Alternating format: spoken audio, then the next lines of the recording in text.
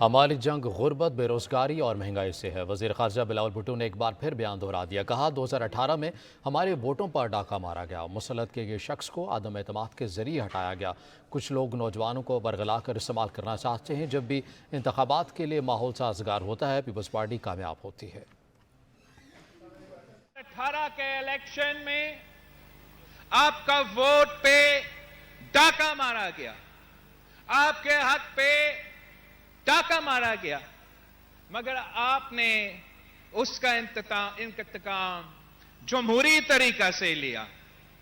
आपने उसका इंतकाम जमहूरी तरीके से अदम एतमाद पेश करके उस नालायक को घर भेज दिया गया। जब सिलेक्शन नहीं इलेक्शन होता है, जब सबके लिए लेवल प्लेइंग फील्ड होता है, तो पाकिस्तान पीपल्स पार्टी ही